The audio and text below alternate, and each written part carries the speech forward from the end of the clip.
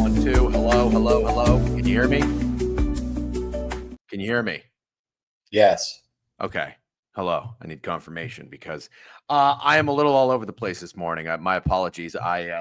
We went live and I realized I didn't have any of my equipment set up, so I had to put the whole port station over here, plug that in, get the monitor going, the camera, and everything like that. How we doing? What is that hat? Oh, never mind. I know what it is. Angel. Yep. It's Angel. a halo.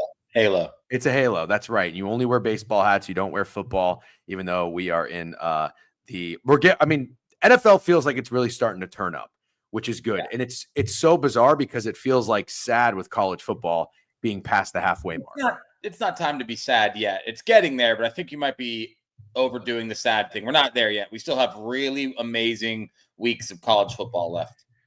You're right. You're right. You're not feeling a little sadness that it's week 6 already? I feel the same way every year because I believe that we like college football more than the average sports people. I'd say most people like lean NFL, but we really love college. I feel that way every single year when the season ends and then there's the bowls. You're just waiting for the bowls and the championship game. I feel that way every year. Yep. I see people starting to talk about hockey. I can't wait. I got to tell you, I'm not in the lab at all for NHL. I will have to catch up. I typically, for my research, I read the Athletic NHL team previews, and then I'll usually do one more. Last year, my NHL futures were actually great. I'm not going to recap, but my team to go all in on was the Vegas Knights for their points, and they were fucking wagons last year. Although, if anybody remembers my player prop, I said it was Jack Eichel's season. I took him over 34.5 goals. He had like 25, and it was always the assists. I think he was like the assist leader in the NHL. Anyways, good morning, everybody. Wild week of football. Kind of gross yesterday. I worked. I had a long day after prop talk. I was out till about 4:30, which ended up working out quite well because the Bucks played on the West Coast, so I got to see their game. And what's up, Ron Mux and Total Slayer with a 5-7 stream streak? Love that. And but I was watching from afar, at least following on my phone whenever I could for the 1 p.m. slate. Stay, correct me if I'm wrong. I'm assuming you watch some football because you're an elite ball watcher. It was ugly early, wasn't it? Yeah, it was pretty ugly. Pretty ugly. There's some. No, it's pretty ugly, man. I'm trying to think if there was like any amazing games. That's what I'm trying to think. Like Eagles, Broncos was fun enough for the style of football those two teams play. The Commanders, Chargers did not live up to the hype. The Chargers look fucking bad. Can't wait to talk about that. Yeah, Pats, Bills, obviously not a bad game. Drake May's the real deal. But I'm trying to think, what am I missing from the? Oh, dude, yeah, Seahawks, Bucks. Well, 4:30. That was game of the year. Yeah, 1 o'clock, nothing. Seahawks, Bucks was fucking amazing. Game of the fucking year. I can't wait. I'm excited to recap. We got a lot to talk about. Love the vibes. Rico Dowdle coming in. Mr. Wager, appreciate you. Brock, always appreciate you. Diggs revenge. Did Diggs get revenge? Did he score? No, he had like 12 catches for 148 yards. Damn. Okay, what's up, Jonesy? How we doing? Rowdy, hottest capper out right now. I saw that he is back in the winning circle. We love to see that because you know that I'm getting blamed if he's losing bets. Or I guess Krabs is taking a brunt of it too. So, anyways, what's up, Snowman? Good morning. Did Snowman hit any crazy parlays that I don't know about? I feel like he hits a crazy one once every 3 business days. Yeah. Team Steak, TD Lay, DJ and TD scores. Recap. Did Team Steak come through 2-0? No. Oh, well, your guy did. Who your partner let you down?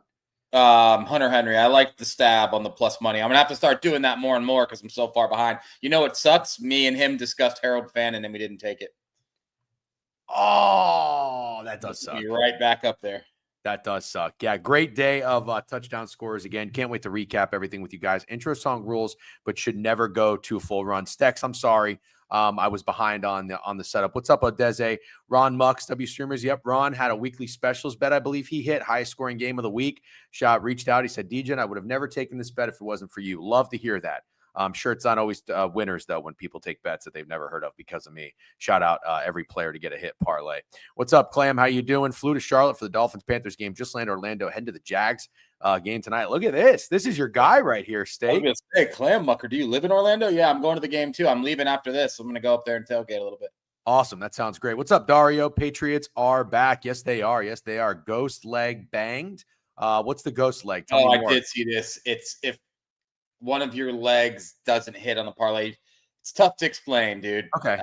But we could look at his page. But yeah, he hit something else yesterday. Yeah, Snowman's a psychopath. McKiffin, what's up? Good morning. Equity Rise. Shout out Equity Rise. Tony Pollard. It was always Tony Pollard. The DGen touchdown team is just out of its mind, cracked right now. What time is the Beeve Crabs game? Guys, do you all remember? Fuck, I gotta run out after this. I know what time it is. It's at 1 p.m. Eastern. It's at 1 p.m. Eastern. Okay. Yeah. Okay. Beeve Crabs today. Yep. That should be fun. On DraftKings, they have a promo. If one leg loses, they'll pay out your parlay still. Yeah. What? Bro, I got to get involved with the promos. I suck at promos. Did you see what he got paid out for that? You're going to be sick. Why? Thanks again, Virginia Tech. Because it's just I think it was like an $8,000 win, and he missed one leg. What? How many legs? Check his page, dude. Just check his page, or I'll do it. I'm going to pull up Snowman's page. I'll do it. Shut the fuck up, fat girls.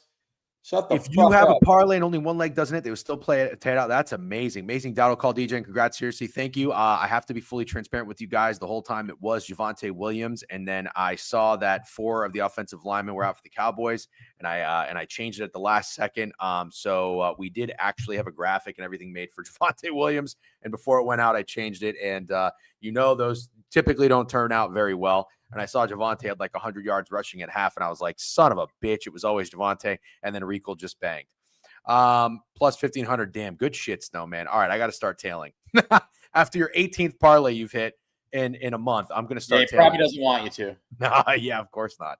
All right, let's get into the recap. We have a lot to discuss. I have a proposal. Should we do 10 to 15 minutes of recapping college football real quick and then do the NFL?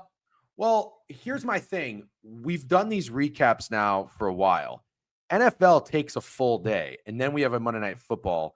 What happens is we run out of time or we rush college. So we ever do college? What do you mean? I feel like we never recap it. We had this conversation, we said, I told you, Steak, Pardon My Take recaps college on Wednesday. Why don't we just do it on Tuesday? And now you're acting like the fucking Will Smith got in front of you and erased your memory. So what do you want to do, Chad? So tomorrow we recap college. How many times are we going to do it? Are we going to do the song and dance? Are we going to do it again? Are we going to do this again? It's definitely interesting. It's not that interesting.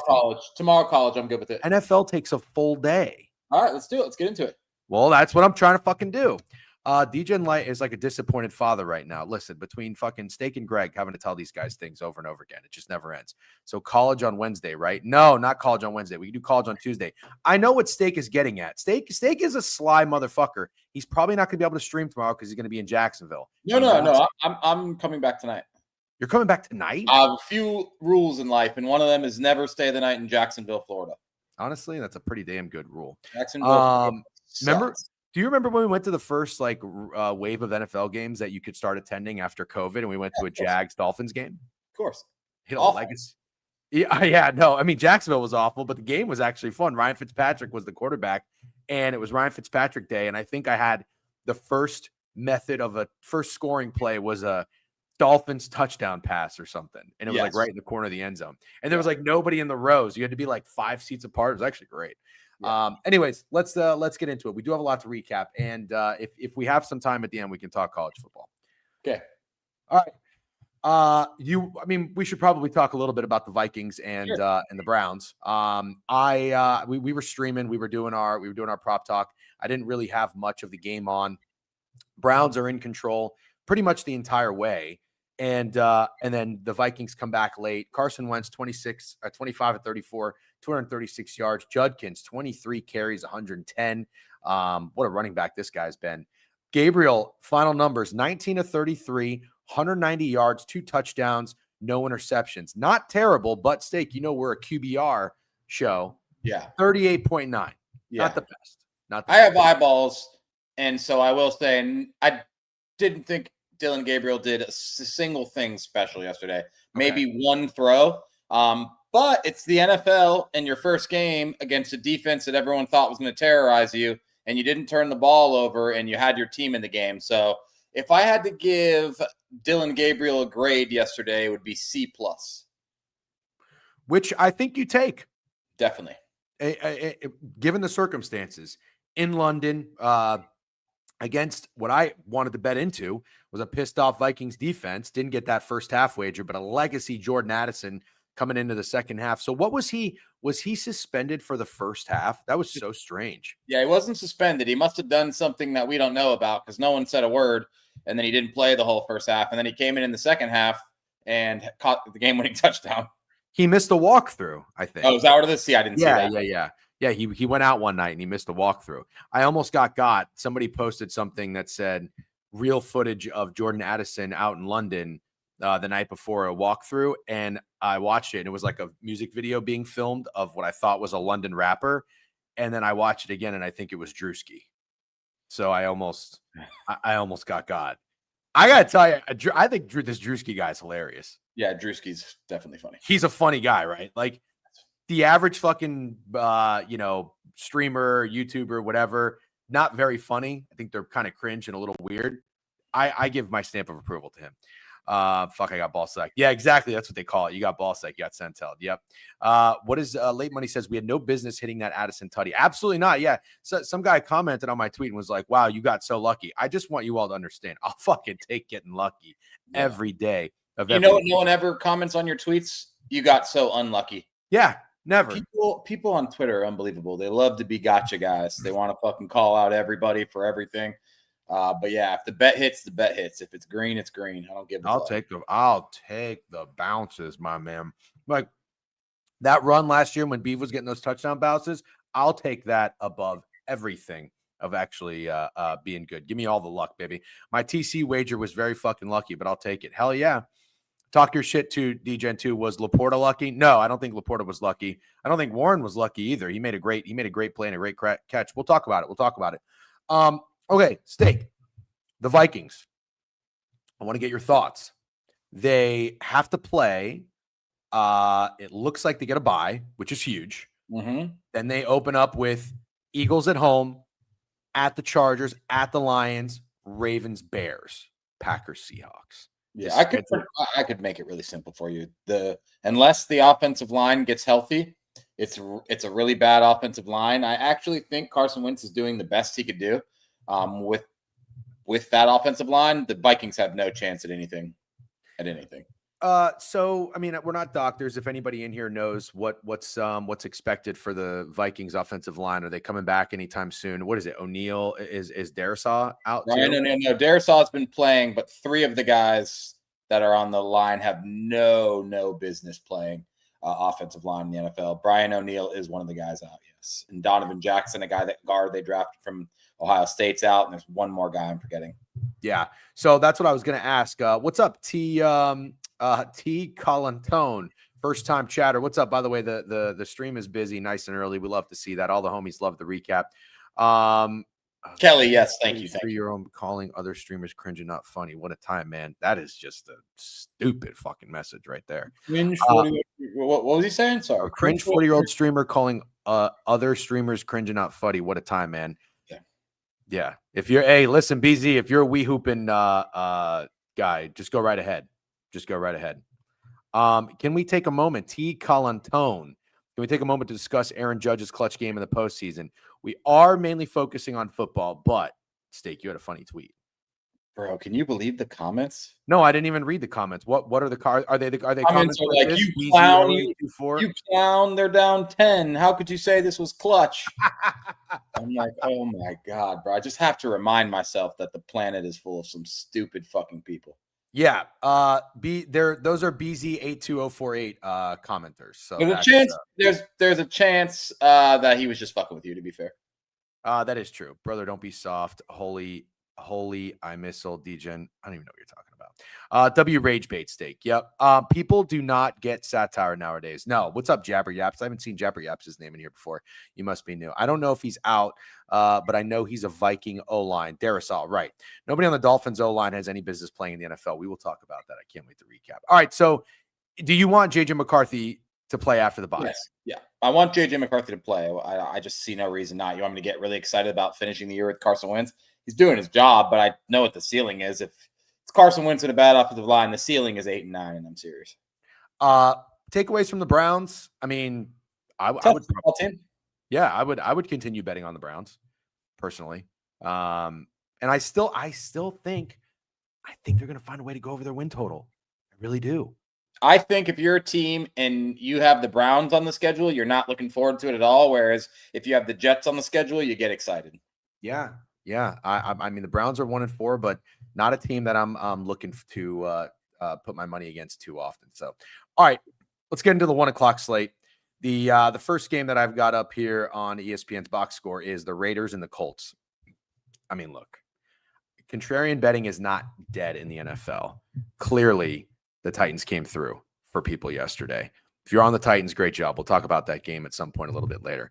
I thought the Raiders was the most uncomfortable button to press. And I'm old and I'm soft, and I didn't do it.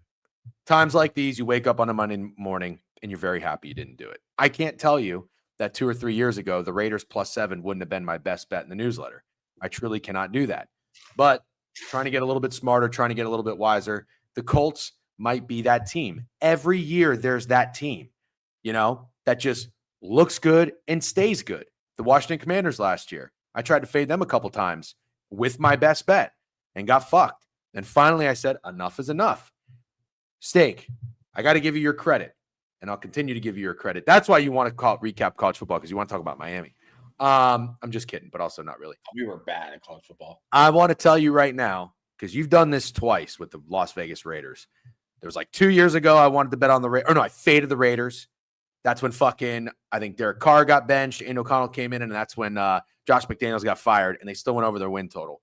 You said it with the Raiders. I was like, man, I want to invest in something. I like Geno. I like Pete Carroll. I like their offense. I did not like their offensive line. I did not like their defense. You said fuck the Raiders. 1-4, and it ain't looking good. 6 points, 2 field goals. Geno Smith again has a bad game. 25 for 36, 228 yards, 0 touchdowns, 2 interceptions. You ready for this QBR? 19 QBR. Yikes. GT, decent game, 14 carries, 67 yards. Trey Tucker's the top receiver, 4 catches, 62 yards. Raiders. Yes. That's Virginia Tech Wake right there. I can't do it. That's crazy. I can't do it. Because I actually believe genuinely that people will be betting the Raiders for some reason. Daniel Jones did not get sacked yesterday in that defensive line with Max Crosby. He was 20-29, 212 yards, nothing too crazy, but 2 touchdowns, 0 interceptions. This is what you want from Daniel Jones. Kudos to him. Kudos to Shane Steichen. I don't know what Coach of the Year market's looking like, but holy shit. Jonathan Taylor, 17 carries, 66 yards, but 3 touchdowns. Tyler Warren was my touchdown scorer. 4 catches, 44 yards. He had the first one of the game. You love to see that. Michael Pittman, a sneaky guy. 6 targets, 5 catches, only 39 yards, but he's fine in the end zone. Lot to like from the Colts, responding the way they did. Didn't slip up, put up 40 on the Raiders, and a lot to dislike about the Raiders. I want to give you your flowers. It's not too early to give you your flowers about the Raiders, right? Is this team a dead team moving forward? I think so. Yeah, I think so. Snowman says Steichen is plus 250 on FanDuel. Wow. Cohen, second best odds. Yep, we'll talk about that tonight. Offensive player of the year looking solid as well. Yep, hope Puka is still the guy for that. That's who I need. What are your takeaways, Raiders, Colts, Steak? Not much to take away. Colts are a good football team. At minimum, we could say the Colts are a good football team. Daniel Jones is a great fit, and we can say, I think it's safe to say after 5 games that the Raiders are a bad football team. It's still tough to figure out how they beat the New England Patriots in Foxborough after watching these 5 weeks play out. But football's a weird sport, but I can't believe that team's laying 6 to anyone in the NFL next week. That's crazy. Yeah, Aloha Bets for the resubscription. We appreciate you, Aloha. All right. Next game up. I mean, yeah, this slate is disgusting. We can kind of power through this. Giants Saints. A little upset with myself here. I mean, I love the Saints all fucking week. What did I end up doing? I ended up talking myself into points. Thought that the Saints would be responsible for about 28. They get 26. The Giants only come through with 2 touchdowns and shut out in the second half. Spencer Rattler played his passing yards, which went over 199. He had 225, 1 touchdown, 61 QBR. Jackson Dart, 26 of 40, 202, 2 touchdowns, but 2 interceptions. Scattaboo, 15 carries, 59 yards.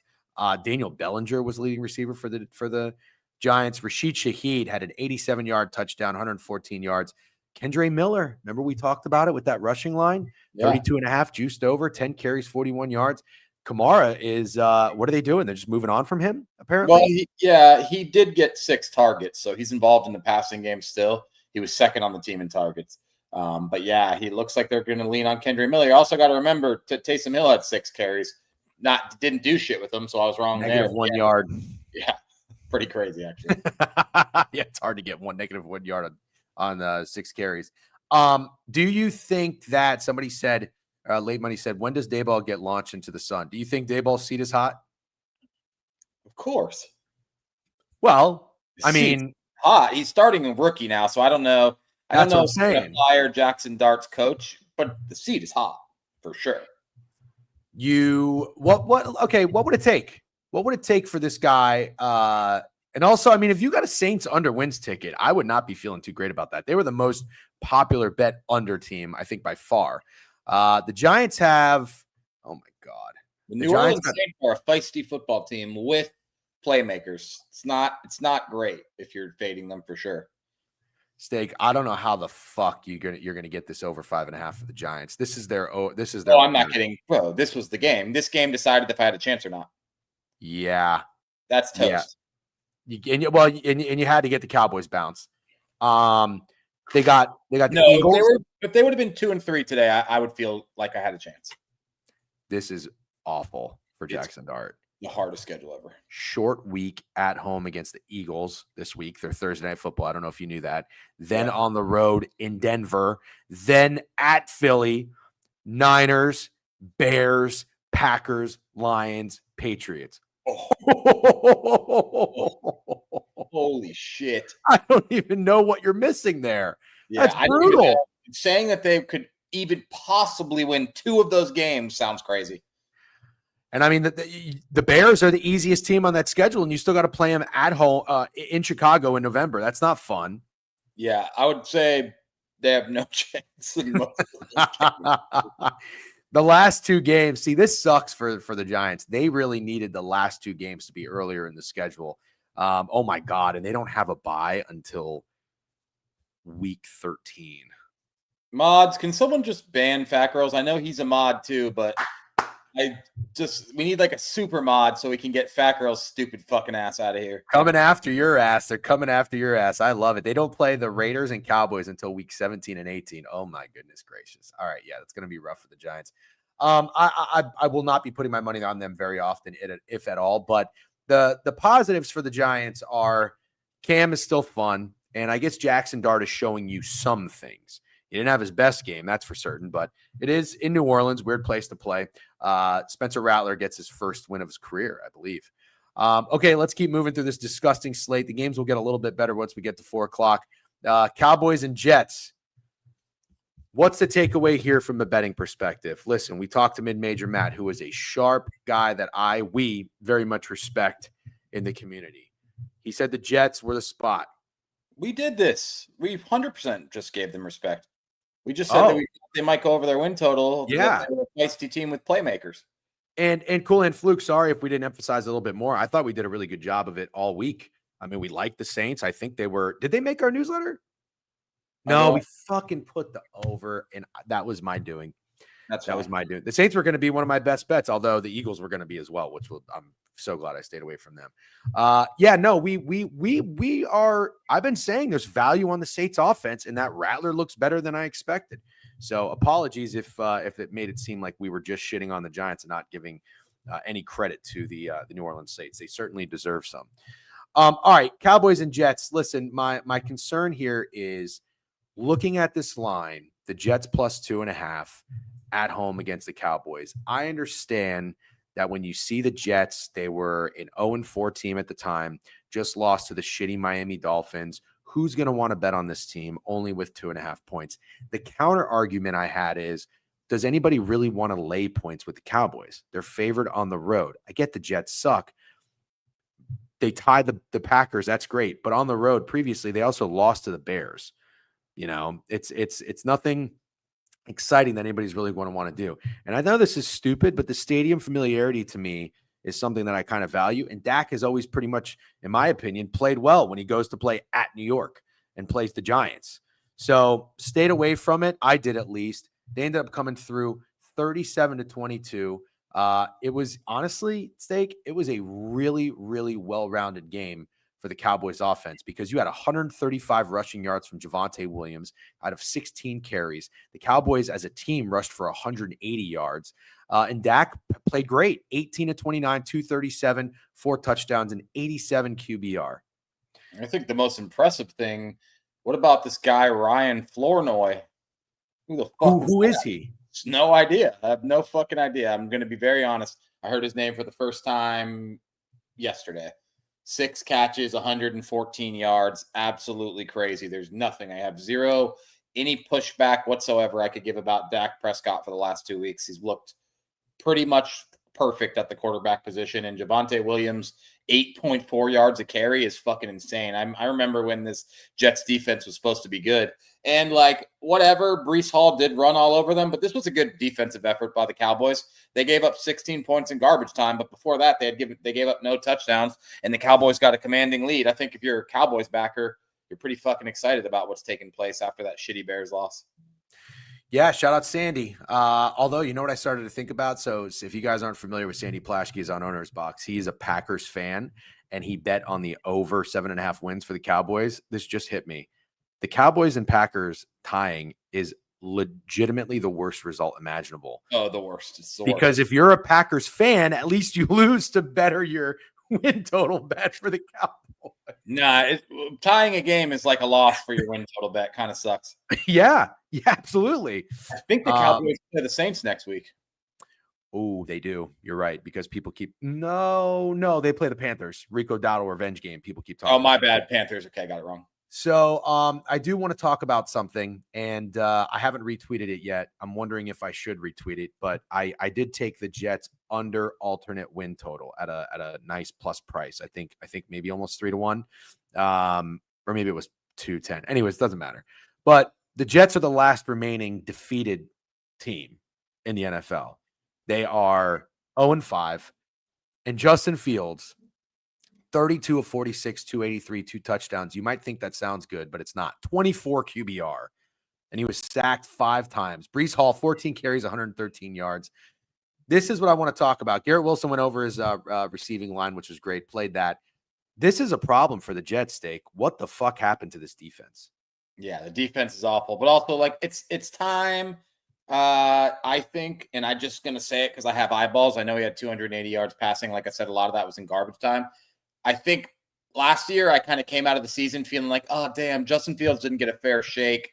He started for the Steelers. I think he started like 3-1 or 4-1. Then he got benched for Russell Wilson. I was like, you know what? Like, I don't hate that the Jets signed this guy. He deserves one more chance. But I've watched all the games, and Justin Fields is not an NFL quarterback that's going to win games. He's not. And he never is. Like, Justin Fields will never win games at the quarterback position in the NFL. So, I love that. I love your bet. I don't know who they're losing to, but I guess the next time they play the Dolphins, I mean, we could look at the schedule, but it's going to be tough for the Jets to find wins. Well, that's the thing. That's the one. I looked at the schedule after I made the wager. Honestly, what I watched an interview and I just saw a picture of Justin Fields and I looked into his eyes and I kind of just said to myself, that's not a quarterback for a big market team like the New York Jets. And I know they play in New Jersey. It's still a big market. But I looked at the schedule. Sorry, go ahead. No, you go ahead. And then I said, I'm losing this bet. And I still can, obviously. I'm not cashing this. It is pretty easy. They play the Broncos next, but they got the Panthers, they got the Bengals, they got the Ravens who suck. They got the Dolphins, the Jags are pretty good, but they got the Saints. So those are teams they can beat. They can find ways to win. Yeah. Yep. I fucking love this quote in between the pipes. DGen's eye test works 20% of the time, 100% of the time. That is, yeah, it really does not cash all that much, but when it does, I feel like it is the most foolproof system of all. Ryan Flournoy, by the way, 6th-round draft pick in 2024 from Southeast Missouri, 6'1", 200 pounds. Yep. Okay. Yeah, there's a real problem with that Jets defense, though, guys, and kind of concerning because Aaron Glenn is supposed to be a defensive guy. I don't know what you do. Did you see that stat about Justin Fields, by the way? I believe he's like 0-19 as a starter when his defense allows more than 21 points. Yeah, it makes sense. I saw Straight Lock said he's a competitor. He's a competitor, sure. He's an athlete, sure. He's just not an NFL quarterback. don't think it's ever going to come around for him. Greedy and Twitter, thanks for hanging out and watching. We will preview the Monday Night Football game after we run through the recap on the NFL. Do we think Kirby Smart is now correct in retrospect, only playing Fields for a fake punt? I forgot he was at Georgia and he transferred to Ohio State. Yeah, Interesting. Greedy and Twitter, it's Noah Gray Day. Okay. All right, let's keep moving. All right, here's an interesting game. Steak, again, I didn't get to watch much of the 1 p.m. slate, so I'm hoping that you can tell me what the fuck happened here. But how did the Philadelphia Eagles lose to the Denver Broncos? And I don't necessarily mean it's that crazy that they lost the Broncos. The Broncos are, a tough team. I still think they're my top regression candidate, but they're 3-2 now, and they come away with a win. They're the first team to beat the Philadelphia Eagles in quite some time. Eagles were up in this game 17-3 going into the fourth quarter. This is inexcusable. They were outscored in the fourth quarter 18-0. How does this happen? Jalen Hurts finally has a great day passing, 23-38, 280 yards, but he was sacked 6 times. It's crazy. He only ran the ball twice. Saquon, 6 carries for 30 yards. Devontae Smith had a great day, 114 yards. A.J. Brown still quiet, 5 catches, 43 yards, no touchdowns. Bo Nix, 24-39, 242, 1 touchdown, 63 QBR, higher QBR than Jalen Hurts. And J.K. Dobbins, 20 carries for a hard-earned 79 yards. Cortland Sutton had 99 yards catching. What's going on here with the Philadelphia Eagles?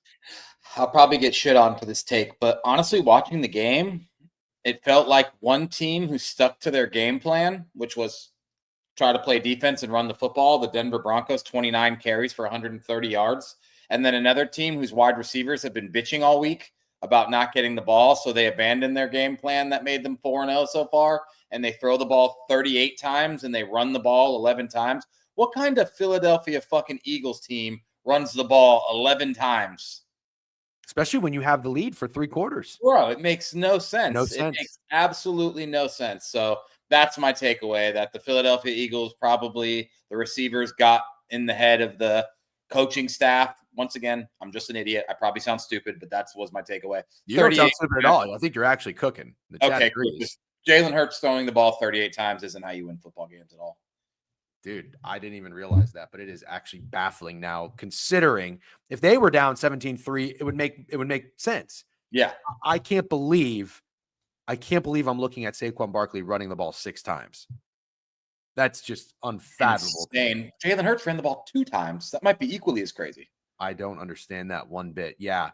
It's hard to criticize the Eagles. We're still like Eagles guys because we love, I just love the roster they constructed, but we've been iffy about Nick Sirianni. The coordinators that came in after Steichen and Gannon were unbelievably bad. I think Brian Johnson was the guy's name. Their offense was awful. Kellen Moore did a good job. I don't know who the fuck this guy is. Kevin Petula, I think his name. But yikes. Alan Dims pretty much is saying, in other words, what you said. Sean Payton outcoached the Eagles in that second half. They didn't abandon the game plan. Yeah. Big win for the Broncos. Bad win for guys like us who were fading the Broncos. Big win. I really thought they had no chance. Yeah, no, I played the Eagles too, -3.5. And when they went up 17-3, I was telling myself, I'm putting my phone in my pocket and I'm just like, yep. I'll admit, I was thinking this is exactly what I expected to happen. The Bo Nix and this offense struggling on the road, Philly coming through now. The opposite is happening where they're 3.5-point favorites against the Broncos compared to when they were 3.5-point favorites against the Rams. Shitty start to the first half, woke up in the second. Now they woke up. Here comes a complete game from the Eagles that we haven't seen. Nope. That's a big problem. And I know it's like, you're not like sounding the alarm as a fan of a 4-1 team, but there's clearly something going on with this. Yeah, you're not sounding the alarm. It's still kind of exactly the same team that will probably be in the NFC Championship game against the Lions or the Packers or whoever it is, and has a very good chance to go to the Super Bowl again. What do you do with A.J. Brown? I don't really know. I really don't know, because it's very funny that yesterday Devonta Smith was the guy who had 8 catches for 120 yards or whatever it was, and they still fucking just little dink and dunkers to A.J. Brown to get him involved. But yeah, I don't know. I can't believe that you can complain if you're A.J. Brown and you make $30 million a year and your team just won the Super Bowl and you caught a touchdown in the Super Bowl. And I just can't. I think that's, out of all the diva wide receivers we've seen in our lifetime, I just think that's the cheesiest thing to do. It's like, bro, then go play for the Titans again. Because wasn't he bitching about not wanting to be on a losing team? I just don't understand. I don't understand either. I can't really recall how that all went down, but probably, yeah. Did you see AJ's post game of it was just a miss after he stopped running his route? Oh, so he stopped running a route? I thought Jalen Hurts overthrew him. That I saw some like back and forth on Twitter about that. I think he stopped running the route. That would be my opinion. Oh, the Titans didn't want to pay him, which is hilarious because the Titans wanted to pay Calvin Ridley, but not pay AJ Brown, who's a guy that you drafted. Is fucking weird. I think he slowed the route. Got it. He stopped running. Okay. Yeah. Very strange. By the way, good morning, everybody. Thanks, Hutch Bets, for the sub bang. We've got 50 in YouTube, 120 in Twitch. We're rocking and we're rolling. Twitter, if you guys are watching on Twitter, I know we got a decent amount of you. Come on over to Twitch and YouTube, watch an ad, help us monetize. We appreciate the support in YouTube. Like the stream, subscribe to the page. Thanks, guys. All right, let's keep moving, and maybe we'll have some time for college. Let's talk Dolphins and Panthers. How about the map play coming through for our guy Greg? Greg. You and I were mentally on the same exact page going into this. You had to put your head down. You had to trust in the map. You had to trust in Greg.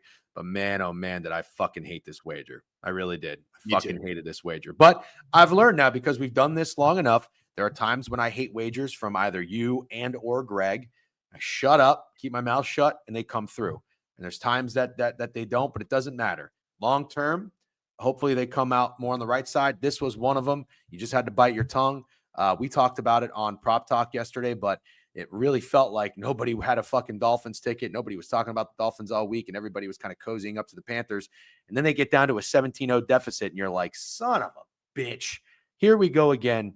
Bryce Young's terrible. This team sucks. And just what we talked about in Prop Talk, the Dolphins look like a better team, rejuvenated, without Tyreek Hill, who might be a little bit of a cancer. Nope.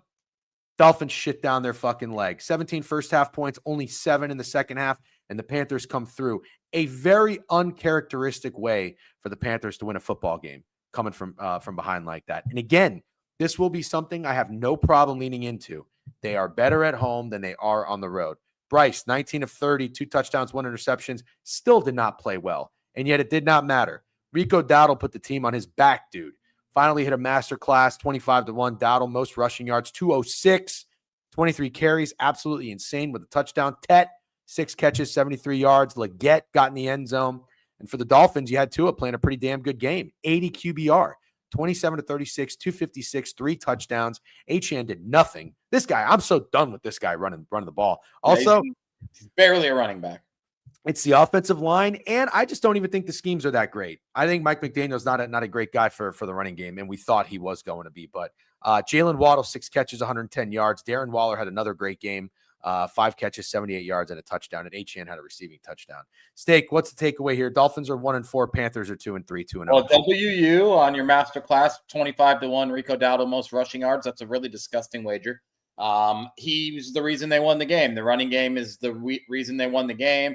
They have an above-average offensive line, which we know it's the most expensive offensive line in the NFL. So it's good to see him get to work. Other than that, I think the takeaways are I still don't think Bryce Young's very good.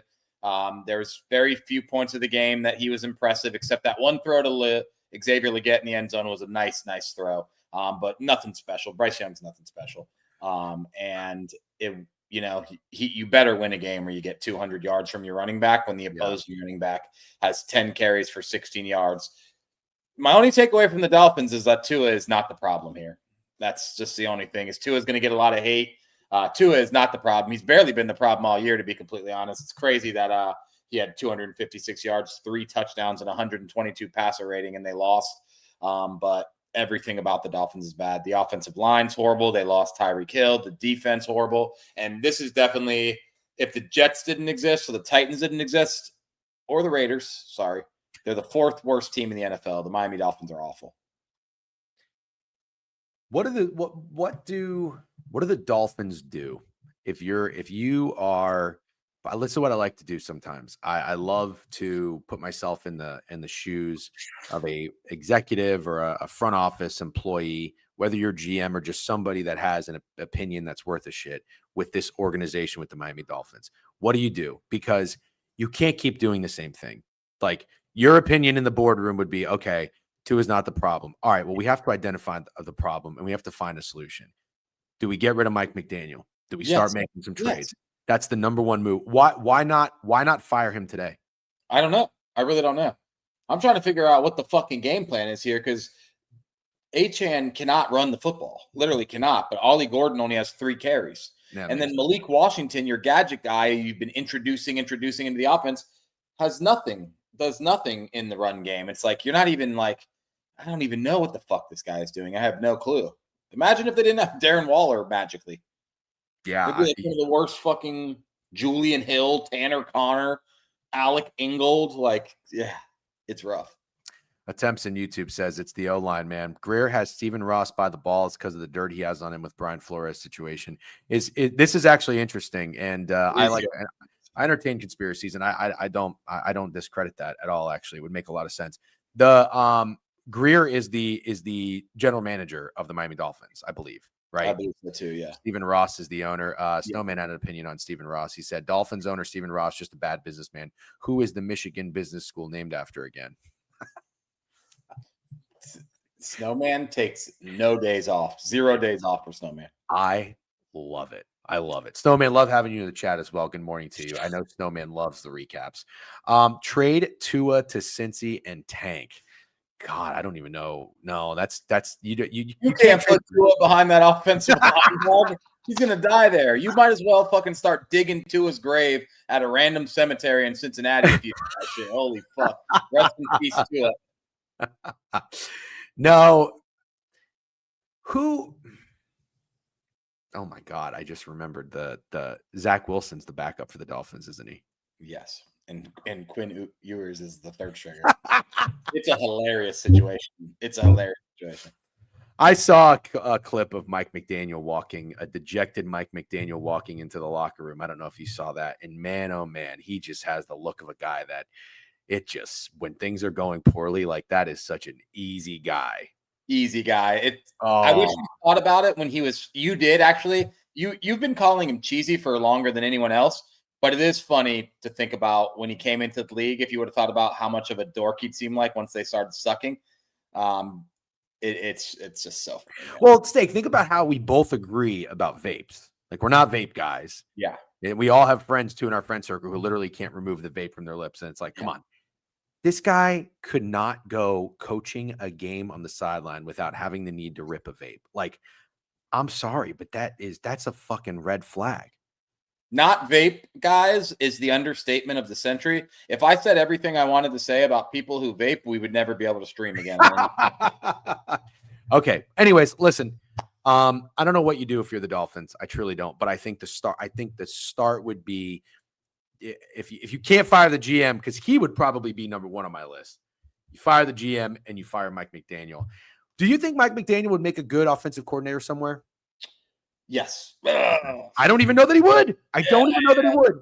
The easy answer is yes, and I think I want to say yes, but I think you're going to say no, and I understand your point. It's not that I'm going to say no. I would take a chance on him, but I'm just, after watching the Dolphins for so long, I don't know. I'm like I'm not overly impressed with some of his plays, and his play calling is unbelievably suspect at times. You know where he'd be a good offensive coordinator? The Big 12. I was just going to say TCU. Literally, he would be a good offensive coordinator in the Big 12. Some of those cheesy ass play calls would work amazing against Baylor's defense. Yeah. See, I don't like it. Nah, I don't like it. I don't like that at all. That sounds awful. Yeah. Okay. You want to talk about what the Eagles did getting too cute this week? You're telling me McDaniels wouldn't get too cute with that Eagles offense? Fuck that. That's a good point. Very good point. All right, Texans, Ravens. Not a whole lot to say on this one, but I do want to tell you guys, I could not have made it any more clear. Fair point here. Look at Cliff in Washington. Horrible coach, great OC. Sure. Yeah, sure. Definitely. I told you in Prop Talk, I said, guys, I benched Nick Chubb and put in Woody Marks in my fantasy team. I told everybody this. Too, man. I did too. So I said, please get your Nick Chubb bets in. Sure enough, 11 carries, 61 yards, and a touchdown. Woody Mark, 7 carries, 24 yards. The guy did absolutely nothing today, which is crazy because you'd think he'd go off. He had 0 catches too. Nick fucking Chubb had a target. What are we doing throwing the ball to fucking Nick Chubb? But anyway, CJ Stroud played a great game. 23 27, 244, 4 touchdowns, QBR 99. Probably one of the highest you're going to see. Steak. It's certainly panic time in Baltimore because once again, it's not even about Cooper Rush, but once again, this defense is bad. Yeah, but it might also be about Cooper Rush. Do you think so? We had 20 attempts and 3 interceptions. That's not right. the way to get it done. That's not the way to get it done. I'm just looking at, I mean, you barely made CJ Stroud throw an incompletion on the road, and this guy has not been good all year. Do you think this is what CJ Stroud needed to get things right? He had a terrible 3 quarters against the Titans, but he woke up in the 4th quarter. He just beat the piss out of a shitty Ravens defense. Or are we going to pump the brakes because of the teams that I just mentioned are not very good? Here's who CJ Stroud plays next. You didn't ask, but he's got a bye week, which is huge. This is huge. I'm trying to be glass half full for the Houston Texans. You have a bye week after you just had your first 2 wins of the season by a combined score of 70-10, right? And your quarterback just played his best game after a really, really tough stretch of football going back into last season. You get a bye week, then you go, Steak, at Seattle, Niners at home, Broncos at home. That's tough. Yeah. You're going to face the Seahawks defense and Mike McDonald. You're going to face Robert Saleh and the 49ers, and then you're going to face the Broncos D, which is one of the better units. So the question I have for people as sports bettors, what are we thinking for CJ Stroud in the short term? Are we buying? No, I'm not. Everything about this game, the only takeaway can be that the Ravens might be the worst defensive football team in the fucking NFL. There's no takeaway for me for the Texans that make me think the Texans are good whatsoever. It's insane that CJ Stroud can have as many touchdowns as incompletions, and it's insane that this team can rush 33 times for 167 yards on the Ravens. The Ravens are bad, and McKiffin said something I want to point out. There's a lot of really bad injuries, and obviously they matter. The defense is banged up. When the defense wasn't banged up, they gave up 40 to the Bills in week 1. It's just, I think it's an overrated defense. And there's a lot of overrated names on this defense. It sticks out to me how excited everyone was when they signed Jair Alexander, just as one. But I'm looking like I'm probably going to get shit on. But Stop saying that and just fucking say what you have to say. I don't know who Teddy Buchanan is. He's the leading tackler for this Ravens defense. And Teddy Buchanan sounds like a president. I'm just looking at all these random ass names on this defense that played yesterday. Ruben Lowry III. I mean, there's a lot of guys out here. Brent Urban sounds like he's definitely playing in a small town in Mississippi. Yeah. TJ Tampa sounds pretty fun. TJ Tampa is familiar, but I'm not going to go down the list of all these guys. They're injured. They're bad. Tell me a worse defense except maybe the Cowboys, and even they got right. I understand playing Justin Fields is a good spot to get right, but dude, the Ravens got to be close to the worst defense in the NFL. Yeah. If Teddy Buchanan was actually somebody, the president would be a sick name. Roquan Smith is the most overrated linebacker. Another guy. Yep. Yeah. Looks like the NCAA 26 created a roster. Yeah, no kidding. By the way, we got a first-time chatter. What's up, TM Sharp 99? Thanks for joining the board review. Make sure you guys are all followed to the Twitch page if you're in here. Twitter, we are going to shut it down, by the way, in a few minutes, and then go over to Twitch and YouTube. Please come over and join us for the next hour. You want to know a bad stat? When I look at this defense thing, who had tackles? It looks like 3 Ravens receivers had tackles. That's how you know that your quarterback threw too many interceptions. Yeah, on Twitch and YouTube. Join us. Links below. All right, hold on. youtube.com/@thedgen. What's going on with Derrick Henry? He's toast, isn't he? Yeah, Alan Dims had a good point. It's like tough to blame him. They just gave up on trying to establish the run too early, but he certainly looks bad. Yeah. Jamar Chase had 2 or 3, Snowman.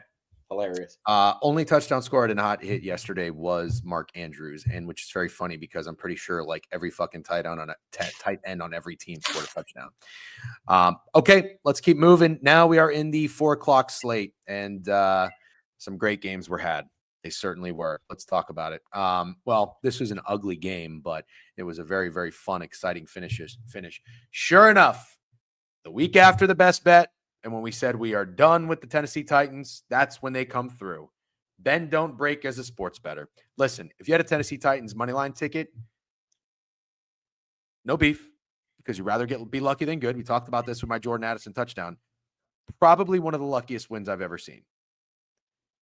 If you think about what had to happen, the chances of those happening, how often you've seen those happening, steak. Yeah. DeMarcado throwing the ball in the end zone, that would have taken them up 28-6. Okay. And then something you like that happens. That happens a couple times a year. That shouldn't happen. I'm gonna go on a rant. Of course. I'm not letting him off the hook. I mean, I saw Jonathan Gannon. You see this clip? He like was reaming him out, like hit him, fucking hit him in the arm. We'll talk about Gannon too, but then the interception where the guy fumbles it, another dude goes to pick it up, kicks it into the end zone, like 10 yards. Yeah. And then the Titans recover for a touchdown. I mean, just absolutely insane. But even still, they were not winning. The Titans were not winning after all that. They had to put a drive together and go down the field and kick the game-winning field goal, which they did. Zona was up 28-6 and lost 22. Never seen it. Never seen it. That's why I'm saying I think if you had a Titans money line bet, that was probably the luckiest win I have ever seen in my life, and good for you to hold that. I have more thoughts, but I want to hear yours first. Titans. Well, let me just say, man, I get that happens, like you said, and I'll forgive you if you're Jamar Chase or you're Justin Jefferson, and you're doing that because you're so used to so many big plays you've made in your career that you just made another one, and it's just like clockwork, and you accidentally dropped the ball before the end zone because you've been there so many fucking times. Totally fine. You know what, Jamar Chase, Justin Jefferson, you get a pass. Adonai Mitchell, you don't fucking get a pass, dude. You do not get a pass. You're a guy who's supposed to be a fucking tons of potential, turn into a star for this Colts team that's balling, and you make your biggest play of the year, you fucking idiot, and you drop the ball way before the end zone. Amari DeMarcado? Are you fucking kidding me, dude? You're not James Conner. You're not even Trey Benson. You fucking couldn't get the starting job over Michael Carter, and you finally had your fucking chance, and you don't think maybe your bum ass should hold the fucking football all the way through the goal line? That's fucking insane. I can't believe the next guy to do that was Amari DeMarcado. I think that's fucking insane. I would literally never play that guy again, ever. I would find a fucking bozo off the street to play running back before I ever fucking let that guy touch a football for my team again. Yeah, well said. Great rant. I couldn't agree more with you. And I remember, I'm pretty sure the first time I ever saw this happen was Deshaun Jackson. Do you remember that one? Yep, a guy who gets a pass from me. Yep. I'm wondering, again, putting yourself in the shoes of someone who works for the Arizona Cardinals. I'm wondering how serious you like, what measures you take. Do you cut him? You sign a running back. You cut him, right? Yeah, you either cut him or put him down to third string. I don't know that they're going to cut him, but I do think. Isn't he already third string? He's technically a third string running back. I'm saying put him down to third string with Trey Benson and James Conner out. Okay, got it. So you sign running backs and you put him. You still keep him on the roster, but you put him at third string. Yeah. I mentioned that briefly, DJ and Lund. Not sure if you heard it, but I did see that. And listen, that's kind of what I was going to get at with this. I'm also wondering, how is Mike McDaniel not fired today? Dude, fuck it. I'd fire Jonathan Gannon. And I know that. Oh, stop that! You can't fire Jonathan Gannon. It's not time. That's unfair. All these guys get all these chances, and you want to fire Jonathan Gannon year 2? No, I think it's year 3. Is it? Yeah. Really? Yeah, it's year 3. Yeah, no, I wouldn't fire Jonathan Gannon. I can't do it. But just because these guys get these chances doesn't mean you have to fucking follow suit. So what? I don't like that. I there's so much else I'd do with the Cardinals before I fired him. No shot. This is year 2. It has to be, because 3 years ago, he was the guy in the Super Bowl that lost to the Chiefs, right? And then you had the interims. You had the interims for the Eagles. Then you had the Super Bowl coordinators for the Eagles. This is year 3. Oh, it's year 3. Yep, you're right. Sorry. No, I'd fire him. Picks with Deej. Appreciate you. Bird Dog with a new follow. Thanks for the follow. Appreciate it. We are exclusively now on Twitch and YouTube. It's year 3. Thank you. W recap. This is, guys. Thank you very much.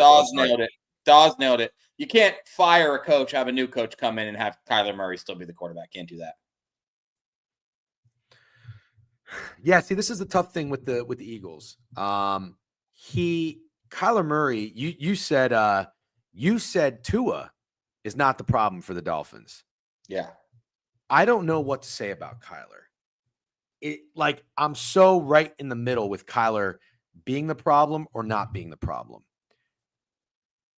Don't you think you can work with Kyler? I mean, people have to think that, right? But I'm the guy who bought into them this year, but what else do we do? Like, you got the easiest start to a schedule ever. You got the Saints, Panthers, and Titans, and somehow you're 2-3. And you got your Seahawks at home, and I don't even remember the other game they lost. Oh, the Niners, which they absolutely should have won. won. So yeah, it's bad coaching for sure. But Bad coaching. I don't know. Kyler Murray is more of the problem than the solution for sure. Yeah, that's fair. He's a frustrating guy, but the one thing I remember is it's really hard to find a good quarterback. And I'm not saying he's good. It's Kyler Murray, future New York Jet. Oh my God. I mean, is that the best fit or is that the best fit? Oh no, dude. He would be Kyler terrible. Murray will play for the Jets. I mean, not the best fit. Sorry. Oh yeah, the truest fit. That's happened. That's yes. literally gonna happen. That's gonna happen. Yeah. Yep. Kyler, me guy. I wouldn't take Kyler Murray if I was any team. Yep. The meme of Kyler getting hit in the face with the snap is hilarious. It's absolutely hilarious. Yeah. Somebody said, did he get a concussion from this? I honestly don't know. Did you see that? The snap that hit him in the face? This is the problem. And this is why I think it's not just Kyler. I think it's a coaching thing. The Cardinals, I totally forgot about this. I was talking about the Panthers, but they almost blew the game against the Saints. They were in control. They almost lost 20-13. The Panthers was inexcusable. I got home from work and I saw the Panthers up, or the Cardinals up 27-9 in that game. The Cardinals were a touchdown favorite. I remember just telling myself, damn it, I wish I played the Cardinals. I wish I played the Cardinals. And they almost fucking lost. They gave the game back 27-22. They didn't cover. The Niners game, you might see, they lost 16-15, whatever. They played well. You go back and look, they had the ball after the 2-minute warning, cross midfield, and they gave it back and blew it after a safety with the lead. The Seahawks game, they just didn't show any life or any fight until it was already too late. Very Dak Prescott-ish. Sorry, I shouldn't slander his name after the game he just had. And the Titans blowing that one is just inexcusable. But Steak, this is too, I mean, they come out, how do you do this? 14 points in the first quarter, 7 in the second quarter. You're up 21-6. That's not just, there's 22 starters on the field. That's not just a Kyler Murray thing. That is a mentality thing of coaching. You are not over if Amari DeMarcado just did what he was supposed to do. It's 28-6 and it was over. That's so you can't blame the guy's fault. Coach. The loss is one guy's fault. It is one guy's fault. I don't care how many guys are on the team. The loss in this game is one guy's fault. Titans Live 14-1 was beautiful. Wow, nice job. When do teams stop hiring defensive coaches? Glenn, Gannon, Pete Carroll, Raheem Morris? I don't know. Yeah, well, we'll see if Mike McDonald Robert Salah. Yeah. It's Matt, is Eberflus on there, by the way? Eberflus isn't on there. Jonathan Gannon would be a guy I think would be a defensive coordinator I would hire immediately. I think he's probably a pretty good defensive coordinator. Yep. I'm going to go on record as saying I am not out on Jonathan Gannon, but I am out on the Arizona Cardinals. You also forgot Brandon Staley, too. A lot of people to add to that list. Then the INT fumble shit was insane. It really was. What's up, Wolf Weston? How you doing?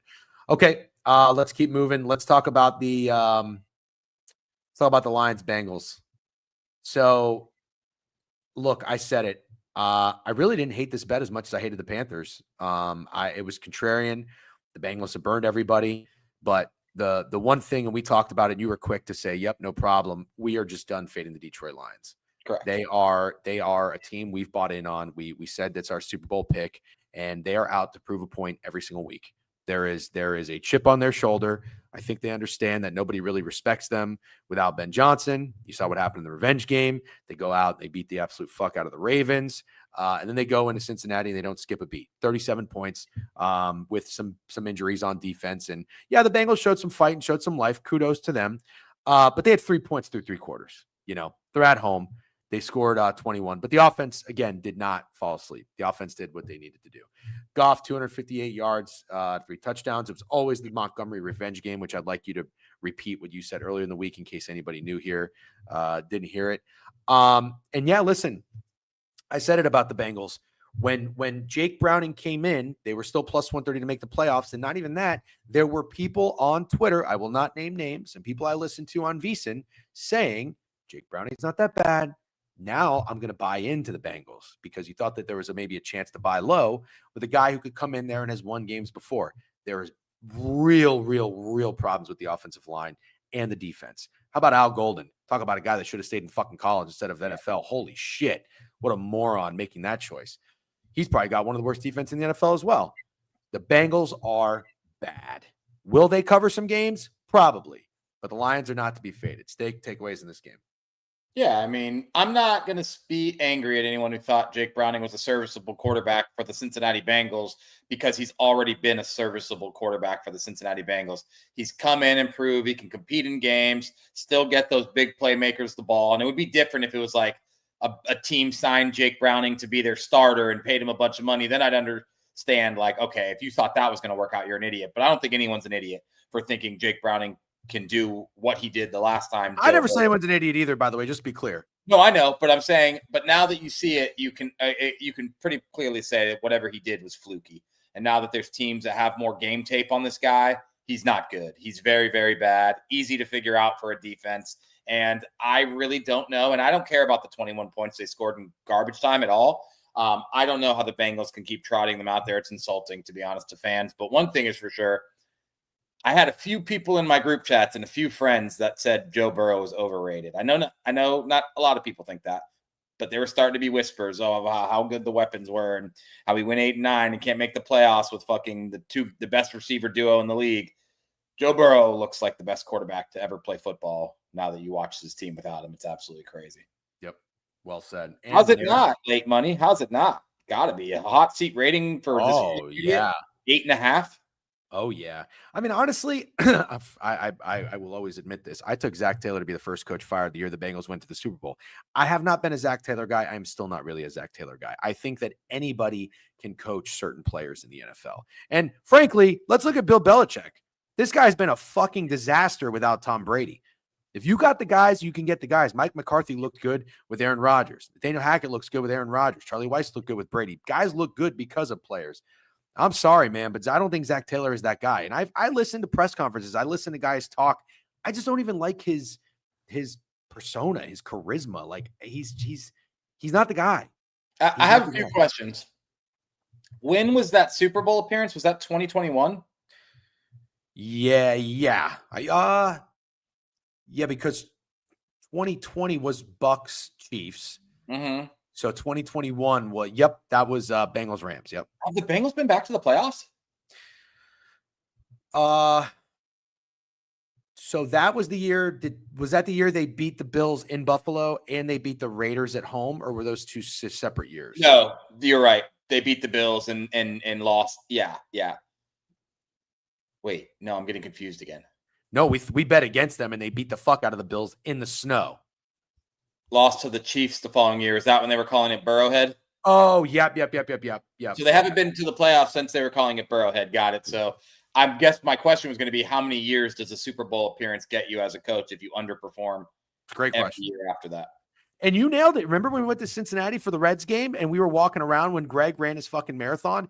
And I was like, Steak, we were at the football stadium. Yeah. And we were like, I was like, Steak, can't you just kind of see like a Super Bowl parade here? And you said no. You were like, I see a window being shut. I was like, I don't know, man. To all my Cincinnati people, not any Cincinnati hate. It was a nice city, but no. We like Cincinnati. Yeah, we like Cincinnati. And I was thinking that the Bengals had a couple years left, but that's another. I mean, we talk about the Dolphins being a shit organization. How about the fucking Bengals? Not investing in the trenches or in the offensive line and the defensive line. He's the Rich best. A just made me think of the best point. They kept Marvin Jones for a fucking decade. Marvin Lewis for a fucking decade. Yeah, that's a good point. K Bills 00. Thanks for the follow. Sell God with a new sub bang. Chiefs or Jags tonight, chat. We're gonna get there. Be patient. It's 11:13. We got some time. We're just recapping. Where are we at? Okay, let's talk about the Commanders. Did you want to say something else? I was wondering, do you think somebody's watched too much football in their life if they call Marvin Lewis Marvin Jones? Yeah. Well, to be fair, when you said Marvin Jones, I almost went along with it, but then I was hard not to. Yeah, I know. Yeah, you could pass for Marvin Jones. Commanders and the Chargers. Let's go. Finally, I've said it, but I mean, my best bet record have been 2-2. Could have easily been 0-4. It was none of my best bets were really that great of reads. Finally, this one felt good. Commanders, 3-point dogs, win against the Chargers, 27-10. And Steak, I'm sorry to do this to you because I know you're a Chargers guy. I know you're a Herbert guy. This has been a vendetta I've had dating back to last season. The Chargers, in my opinion, are fucking fugazi inside and out. And I really just wanted to bet on the Commanders offense getting Jaden Daniels back. And he was rusty. He was very rusty in that first quarter. Got down 10-0, but you could just see it click. And it kind of sucks because they really relied on some mistakes from the Chargers. The Chargers really fucked this game up. They had a fumble, I believe. I forget who it was, but they fumbled. And when the Commanders got the ball, you could just see things were clicking. And I even heard the commentators. That's sometimes when I like watching games. I like listening to the commentators because they understand the flow of the game. So like listening to things they say, but you could tell they were like, this is the best Jane Daniels has looked today. He's starting to get into a rhythm. And they really never turned back. Herbert and the Chargers put some drives together, put plays together, terrible turnovers, terrible penalties, interception on the goal line by the Commanders.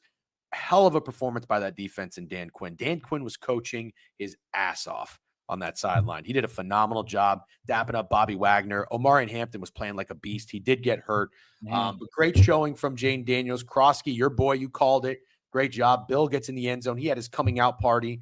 14 carries, 111 yards, 2 touchdowns. And Jaden, 15-26, 231 passing yards and a touchdown and a 71 QBR. Herbert, what is going on, my man? 22-29, 166, 1 tutty, 1 interception, 4 sacks, and a 58 QBR. So I was very pleased to see the Commanders come through and score 27 unanswered points.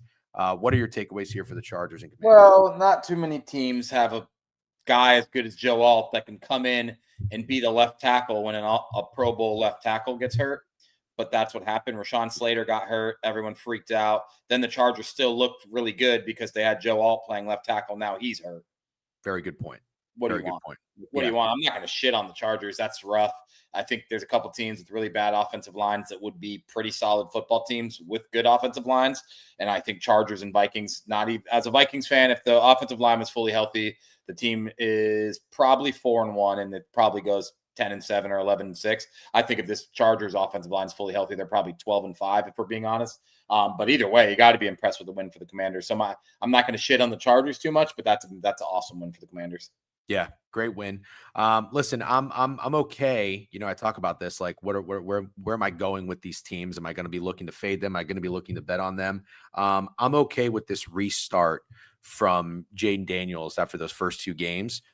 They came away with the win with the Giants, not like it was ugly or anything. And then Steak, retweet our tweet, by the way, with the links I just texted for you.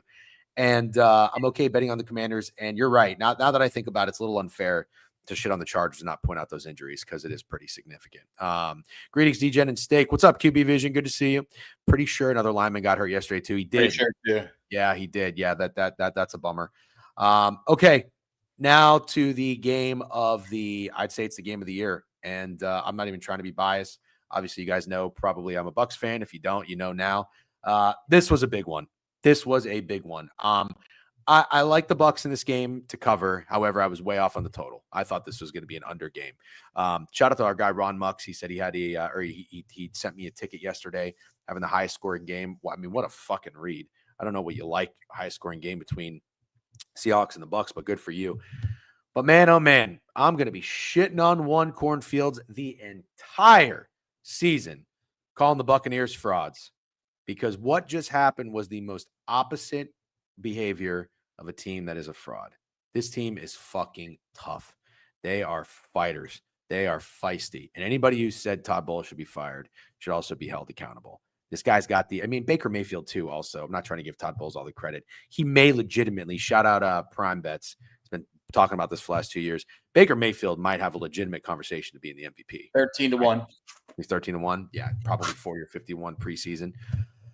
29-33, 379 yards, 2 touchdowns, 90 QBR, only 1 sack, 5 carries, 15 yards. Unfucking believable. Defense did him no favors.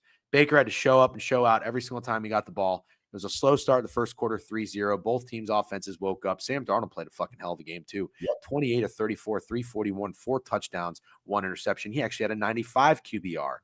Kenneth Walker, 10 carries, 86 yards. Charbonnet, 36 yards. I mean, they were running like crazy. And on the flip side, the Bucs didn't have a running game at all. 14 carries, 41 yards, 2 touchdowns for Rashad. And then Sean Tucker, 3 carries, 3 yards. You don't love to see that. But the story here is Emeka Egbuka. 7 catches, 163 yards. He is your receiving yards leader for the week. I don't know what his numbers were, maybe 30-1 or something like that, if I had to guess. JSN also had a great game. Steak, takeaways from the Bucs, Seahawks. Well, I'll say this. If you're one of those guys who has been tweeting every week about how bad Emeka Egbuka's separation rate is, I think what you should do instead is you should log out of your Twitter and you should never, ever fucking talk about football ever again. I literally don't know how people keep doing this. I don't know how people watch Emeka Egbuka play football every week and then find some way to say that he's not actually really good and he can't sustain this and his numbers will die out soon. It's just fucking insane. I don't understand. Like, we have eyeballs, bro. Stop fucking tweeting shit like that. Sam Darnold and Baker Mayfield were both fucking amazing. Sam Darnold made the mistake at the end, really bad interception, and Baker made no mistakes, really. And that's the difference in the game. I think that if I'm not mistaken, Sam Darnold was going down the field to tie the game or win the game. No, tie the game, right? No, win the game. It was 35-35. Yep. Exactly. Bad interception. But other than that, he looked amazing. And I'll just say it. I'm the Seahawks doubter. Nothing to say negative about the Seahawks after that game whatsoever. Sam Darnold looked fucking amazing. JSN's a wide receiver 1.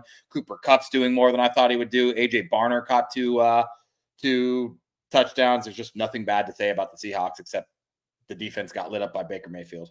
Yeah. Very fair point. The ball that Levante David intercepted did get deflected off of a helmet. I 100% did not know that. Yeah, and that's okay. There was another interception that got negated because of a penalty, which would have been a huge turning point too. And then there was a really, Chad, did you guys see this? There was a holding call on Zion McCollum that negated the interception. It was an awful. Now I did see that. That was a Darnold pick. That call sucked. I honestly got a little deflated when that happened. I thought the Bucs were fucked there. I didn't think they were going to be able to bounce back. So, God, I don't know if I already thanked you for the sub bang, but thanks. 6 months. Oh yeah, I did. How good are the Bucs? Well, this is the question. This is the question people want to know. I think they're. I don't even know if there's so much that they're good. I just think they're tough as shit. I mean, it doesn't matter who they're lining up across because they really do have problems with special teams. They allowed so many good kick returns yesterday, up to the 40, up to the 50, punt returns and all this shit. I mean, they have issues still defensively that they got to work on, but they're just fucking tough. And I guess it starts with Baker. And I think Bowles is a really good coach for this team. I truly do. Seattle, 20 carries, 122 yards, 6.1 yards per carry. Bucs, 24 carries for 56 yards, 2.3 yards per carry. Baker is doing it all. Yeah, he really is. And I mean, I've seen the clips. I don't know if you have too. There's tons of clips going around about the Seahawks fans talking shit to him. Did you see that? No, I don't think I did. Oh, man. I mean, I just assume it's fun to talk shit to Baker Mayfield because you know you're going to get a reaction. Well, what was interesting to me is the guy that talked shit actually doubled down after he did. Baker Mayfield last 5 games, 10 touchdowns, 1 interception, 65% completion percentage, 4-1 record, front runner for the MVP. Some people are saying this is I don't know if you guys can see this, but I'll show you real quick.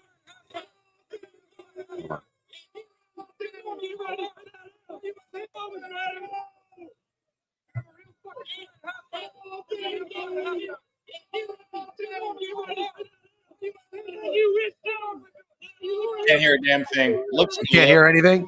Looks cool. What are they saying?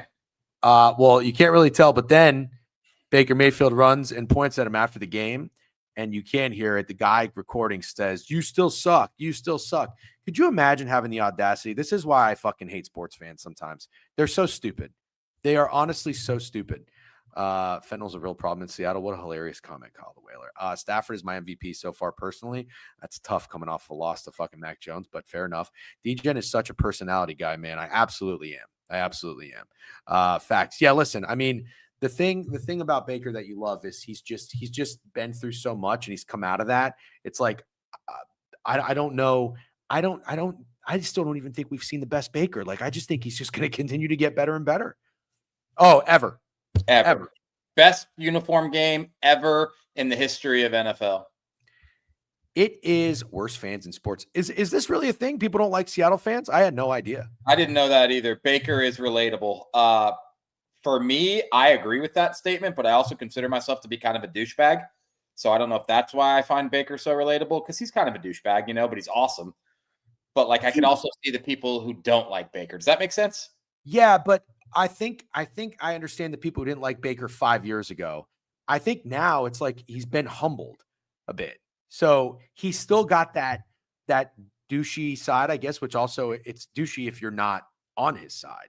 But like Johnny Manziel is douchey. Like Johnny Manziel would go out there and do that as a guy Johnny on the Manziel's sideline. he's like extra douchey. That's like Yeah, next level douche. and he's never This is Johnny a really Manziel. good point by Dave Martinez-Burner. Sorry to cut you off. Seems like a crazy idea to want to talk shit to this guy. Terrible.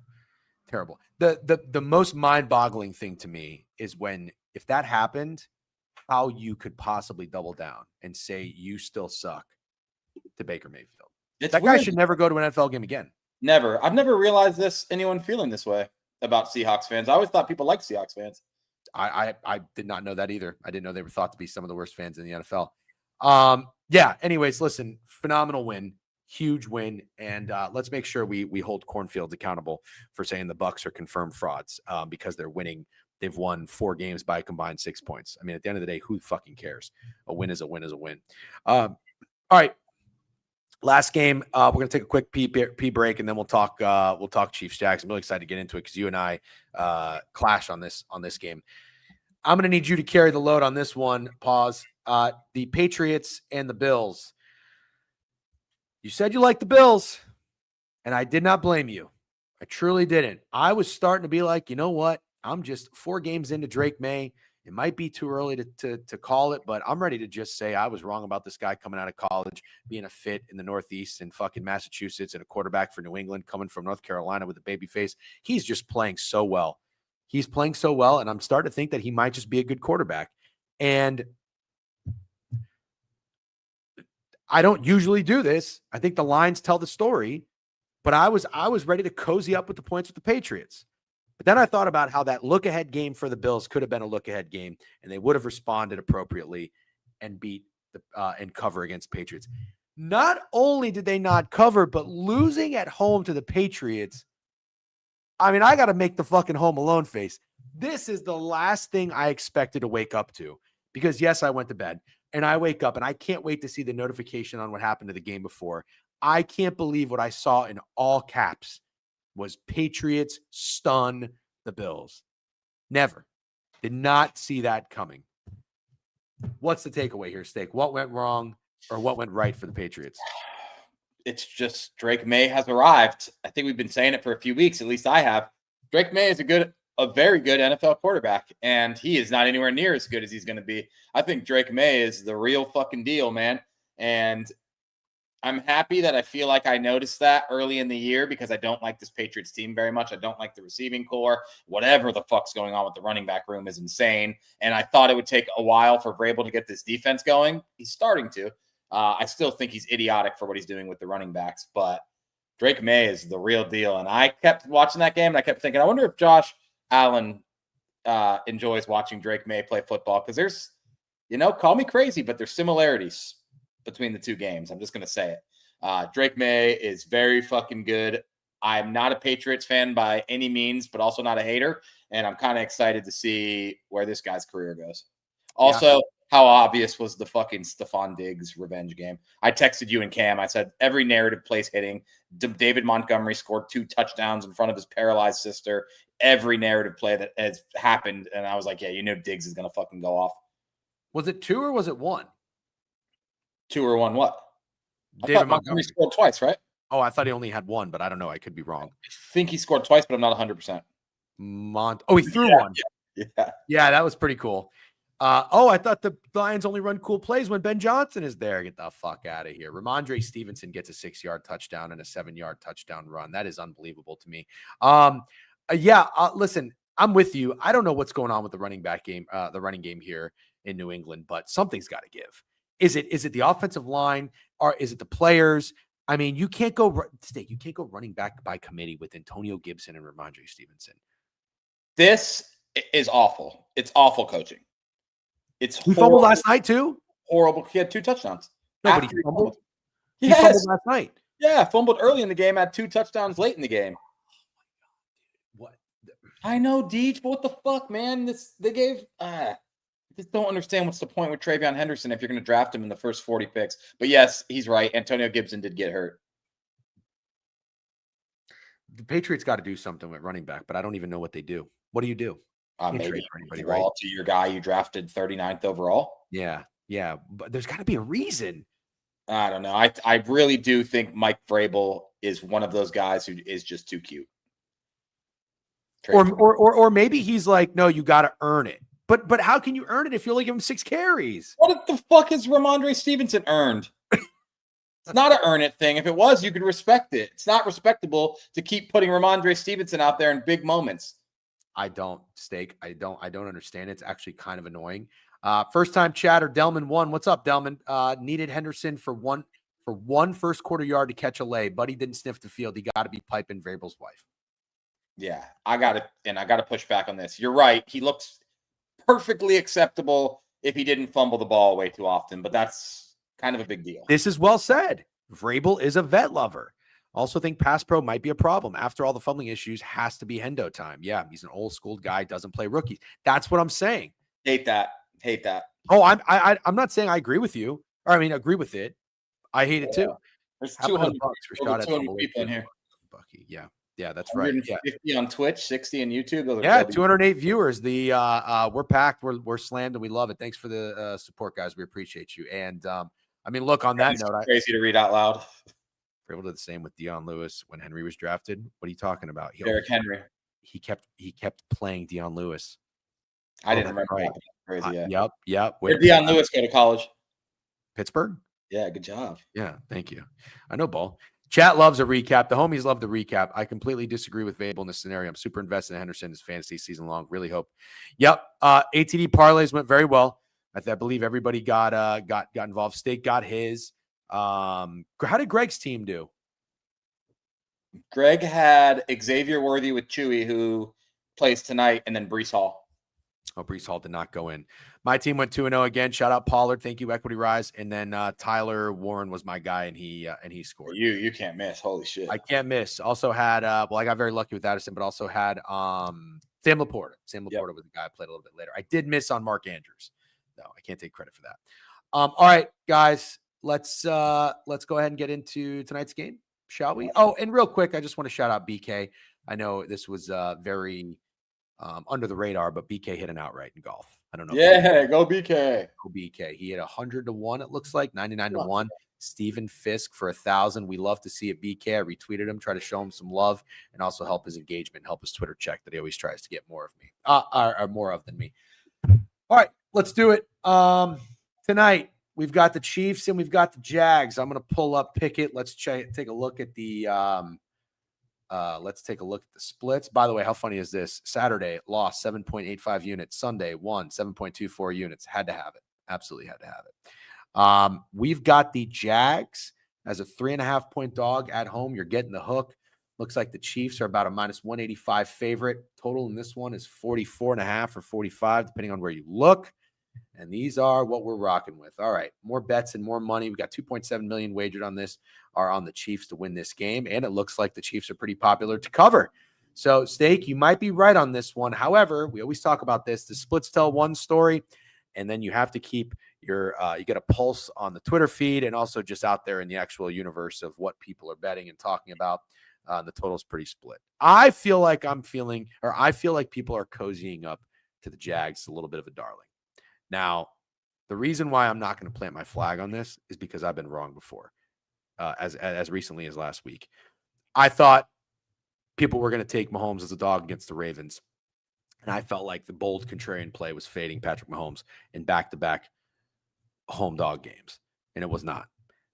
I do see a point in being an idiot and buying high off the Chiefs after what they just did, beating the piss out of the Ravens and taking them here on the road against Jacksonville. I also do not want to be on record as being a Jacksonville doubter anymore after what I watched them have that gritty win against the Niners.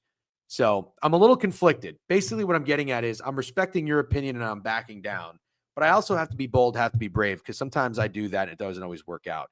So I do think I'm going to play the Chiefs here. I'm trying to figure out how. What's your take in this game? I like the Jags. I planted my flag 2 weeks ago with you. I just like this Jags football team. And it's obviously not because what they're doing on offense, because they actually don't look that good offensively. Guys like Brian Thomas Jr. and Travis Hunter certainly haven't lived up to the expectations so far this year, but guys like ETN have overperformed them. But I really do think the Jags defense is solid, and I'm not a lucky guy. So when a team has more takeaways in 5 games than they did all of last year, I'm not calling that lucky. I'm not that kind of guy. I think the defense is much, much better. Like I said, Trayvon Walker will probably always be compared to Aiden Hutchinson, unfortunately, and that sucks for him, but he's very, very good. And I guess I'm just trying to figure out, do I want to try to invest into Brian Thomas Jr. or Travis Hunter, one of these guys having a breakout game because you know it's coming, but I don't like timing things up like that. One thing I know I like is one of the Chiefs running backs to score, and Kareem Hunt is at 240 and Isaiah Pacheco is at 350. I think if you put half a unit on each of those, you're going to come out profitable. One of those guys is going to score. And I see people saying they like the over, but I don't know that I do. I don't know that I like the over. I respect the shit out of these two defenses, to be honest. I almost kind of like the under. I do too. Yeah. I'm with you on that. It's a pretty tough spot for the Jags.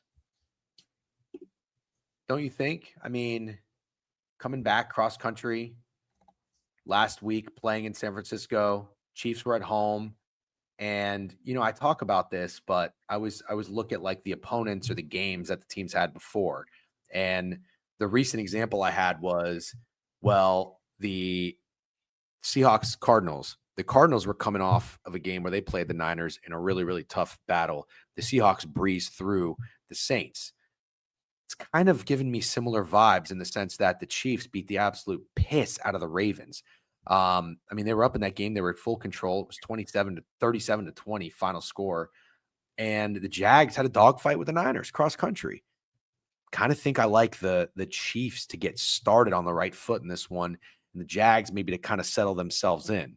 So I like the Chiefs early. Yeah, I don't agree with you, man. No? Nah, I think this is a bad spot for the Chiefs. You have this showdown with Lamar last week, and now you're going to Jacksonville on Monday night.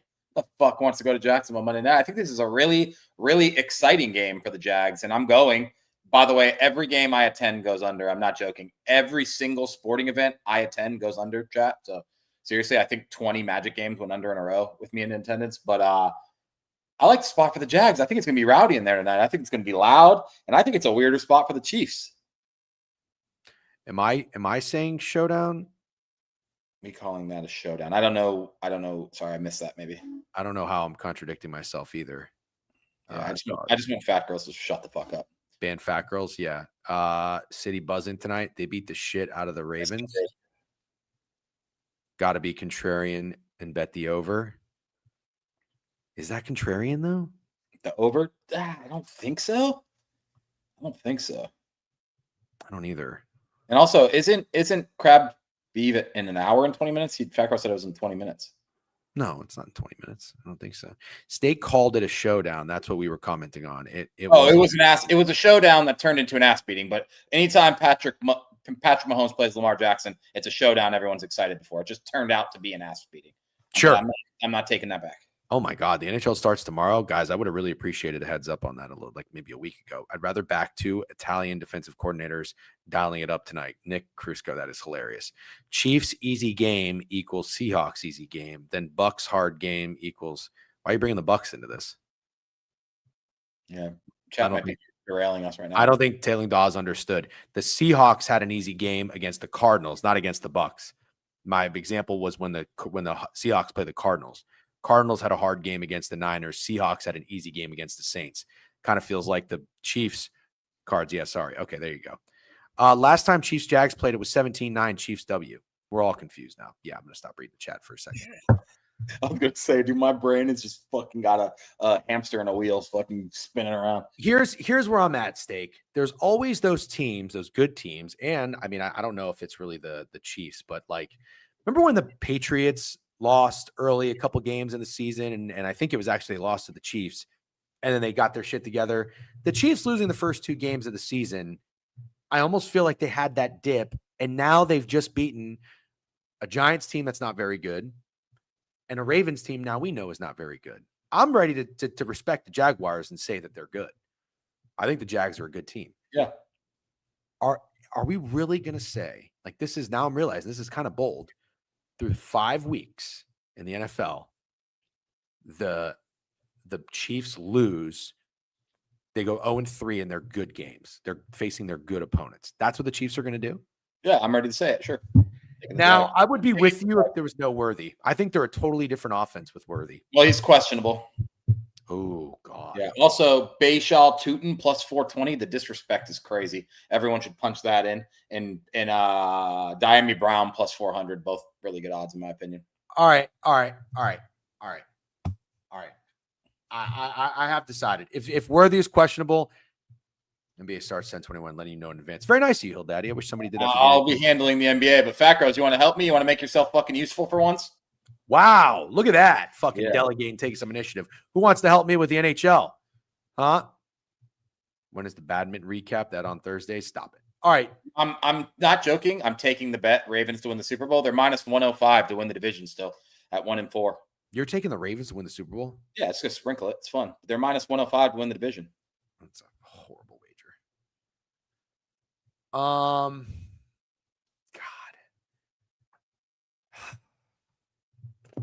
Oh, God. If the Chiefs beat the fuck out of the Jags, I'm going to kill you. No, just take – see, I'm not actually willing to do that. You should just stand I know. Yeah. It's my responsibility. I am an adult. It is my decision. But you have a point. That's the annoying thing. You have a point. I don't like the Chiefs without Worthy. With Worthy, and when they get Rice, scumbag piece of shit human being, the Chiefs are going to be a problem. The Ravens defense, honestly, the Ravens defense are fucking traffic cones. We just saw CJ Stroud carve him up. So now I'm doing a 180. I want to go back to not being high on the Chiefs offense. But I do like this defense. It's got to be an under. It's got to be an under. It's got to be a first quarter under, doesn't it? Yeah, it's got to be. That might be the game script a little bit later. I'll see if I can find a fun cheeky. All right, talk to me about a prop or a guy you like in this game. Travis, I know you said it's between Brian Thomas Jr. or Travis Hunter. Is there anybody who's Tyquan Thornton? Is he on the Chiefs? Yeah, he's on the Chiefs. He's from the Patriots. He was performing pretty well when they had no wide receivers. Then Worthy came back and he was kind of put into no. I don't like him today at all, and I think Worthy's going to play. Also, Gambling State U, I can't get back up to that comment, but the Lions beat the Bears by 31 points, and then they beat the Ravens with Lamar Jackson in Baltimore, and then the Browns by 24 points. I think you could say those are impressive wins. Travis Hunter is the Twitter POD. Yeah, I'm not trying to time that up, even though I kind of agree with him. I might go Brian Thomas.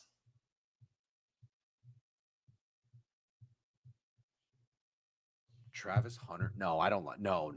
I do not like Travis Hunter against the Chiefs defense. I respect the shit out of this Chiefs defense. I really do.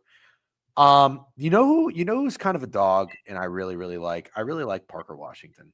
Yeah, I like Diami Brown more, but I hear you. I don't hate the idea of going for a guy not named Brian Thomas Jr. or Travis Hunter in the offense. I kind of like it. I don't mind Brenton Strange either. 7 targets, 6 catches against the Niners. Oh, Parker didn't actually do anything. That's too bad. He had 2 targets, but no catches. Let's see. He had in the home game against the Texans, he had 11 targets, but only 4 catches. Jesus Christ. Yeah, maybe it's that simple, McKiffin. Maybe it's Brenton Strange. Maybe it is Strange. What are the touchdown odds on this? Brenton Strange is plus 4-1 to score. Hollywood. I forgot about Hollywood. Hollywood's plus 270. Don't you think that's a lot of respect? Nah. Okay. All right. I guess we don't really have to spend too much time on it. I'm liking the under. Doesn't mean I probably don't like too much in props. And we're confirmed that the Beef Crab Showdown is in an hour. It's not 12 p.m. Eastern. An hour and 50 minutes from what I believe, but let's talk about it. Do you have any last minute thoughts? You still like Beeve minus 6.5? Anything like that? So the game is to 15. Yep, and Beeve is minus 6.5. 6.5. Oh, you know what? I should go to Profit X and see if my bet got matched. Yeah. Lawrence INTs. Yep. Who is your guy's lock on this? Oh, gee, I can't force it, man. I can't force it. Nothing's really speaking to me. Dude, it's unmatched. I like Parker Washington, but he's not really doing much, though. I don't want to get cute with Travis Hunter against the Chiefs defense. I really don't. Might be fucking strange, man. Damn, man, I got nothing. The one thing to keep in mind, too, is the Jags have seen some good defenses. I mean, they're coming in a row. I mean, the Niners on the road, the Texans at home, and now the Chiefs. That's tough. You're just missing the Broncos, right? They did lose. Sorry, I got distracted. It's That's on all right. Profit X. I put $500 on Beeve minus 6.5, but no one matched me, so looks like I'm just getting a refund. What's the man? Nobody. Krabs the Contrarian is the I'm actually going to ultimate post that contrarian right play. now to see if I can get some action. Krabs is the ultimate contrarian play. Wow, we got 150 viewers on Twitch. It says, "What's up, everybody? How we doing?" Make sure you follow the page if you're in here. We appreciate it. I don't think I have a wager, dude.